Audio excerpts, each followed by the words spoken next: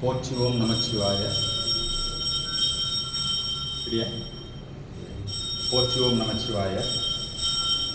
நம்முடைய குலதெய்வ வழிபாடு மிகவும் முக்கியத்துவம் வாய்ந்தது. பாரத நாட்டில் சனாதன தர்மத்தில் நம்முடைய மூதாதையர்களை நாம் வழிபடுவது. பொதுவாக குலதெய்வம் என்பது நம்முடைய மூதாதையர்களாகத்தான் இருப்பார். நம்முடைய மூதாதையர்கள் ஆன்மீகத்திலே இறைநிலை அடைந்தவர்கள், வீரச் செயல் புரிந்தவர்கள், தியாகச் செம்மல்களாக வாழ்ந்தவர்கள். அவர்களை நம்முடைய குலத்தின் அடையாளமாக வைத்து நாம் குலதெய்வ வழிபாடு செய்து வருகிறோம். இந்த குலதெய்வ வழிபாடு என்பது நம்மை நம்முடைய மண்ணோடு, நம்முடைய கலாச்சாரத்தோடு, நம்முடைய பண்பாட்டோடு நம்மை இணைத்து வைக்கிறது.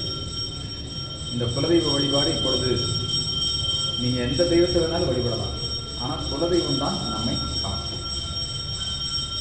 இந்த குலதெய்வ வழிபாடு எல்லாரும் நாம் கடைபிடிக்க வேண்டிய மிக முக்கியமான ஒரு வழிபாடாக இருந்து வருகிறது. நம்முடைய கொங்கு நாட்டில் பல்வேறு குலங்கள், இங்கே கூட்டம்னு சொல்லுவாங்க, பல குலங்கள் இருக்கிறது. குலம், கோத்திரம், இப்படி பல்வேறு விதமான விஷயங்கள் இருக்கிறது.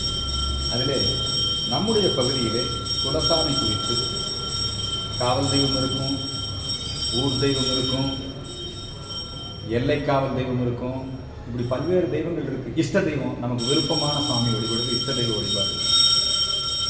அதனால் இந்த குலசாமியை வழிபடுவது என்பது மிகவும் முக்கியத்துவம் வாய்ந்தது. அது குறித்து குலதெய்வ கோயில்கள் படங்களோடு அந்த குலதெய்வ கோயிலுடைய வரலாறு இவற்றையெல்லாம் தொகுத்து ரொம்ப நல்ல முயற்சியை நம்முடைய அன்பிற்குரிய சகோதரர் திரு தனசேகர் அவர்கள், அவங்க ஏற்கனவே சிட்டுக்குருவி அறக்கட்டளைன்னு